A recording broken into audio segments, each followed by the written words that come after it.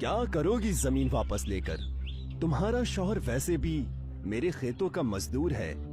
रहम कीजिए हम पर, बख्श दे। तभी वहाँ मुंशी आया और कहने लगा, मालिक, खुशखबरी, उस बैजू ने भी अपनी जमीन हमें गिरवी दे दी। ये तो होना ही था। अब पूरा गांव हमारे शिकंजे में है। नहीं ठाकुर साहब, गांव के सड़क किनारे की जमीन अभी भी नवीन के परिवार के पास है। कौन नवीन? मैंने उसे ठीक से पहचाना नहीं। वही जिसकी बेगम अभी कुछ ही दिन पहले बीमारी के चलते गुजर गई। चल तो जरा हम भी शोक मनाए उसके घर पर। ठाकुर और मुंशी नवीन के घर जाने के लिए निकल गए। वहां जाकर देखा कि नवीन अपनी पत्नी की तस्वीर से ही बात कर रहा है। बेगम, जब से तुम गई हो मैं सुकून से जी नहीं पा रहा। हमेशा तुम्हारी यादों में खोया रहता हूँ। अल्लाह करे तुम जहाँ कहीं भी हो बस खुश रहो।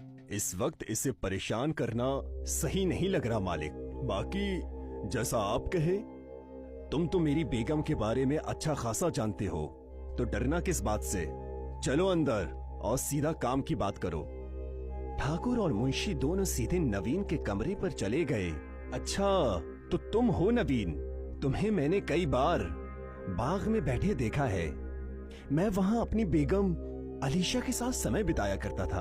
अच्छा, तो एक काम करो, सारा सामान बांध लो और अपनी बोरिया बिस्तर बांधकर उसी बगीचे में चले जाओ। तुम्हारी सड़क के किनारे की जमीन मेरे नाम कर दो। चाहे जो हो जाए, मैं अपनी कोई भी जमीन तुम्हें नहीं देने वाला। जैसा तुम्हें ठीक लगे बच्चे। उस वक्त ठाकुर और मुंशी वहां से चुपचाप चले जाते हैं। उसके बाद ठाकुर एक कटोरी खीर लेकर अपने घर के खुफिया कमरे में जाता है। उसकी बेगम, जो कि काला जादू करती है। आ गए तुम? खीर की महक तो बेहद अच्छी आ रही है। लाओ दे दो और बताओ अब क्या करना है। रूपमती, गांव के एक किसान की जमीन हड़पनी है।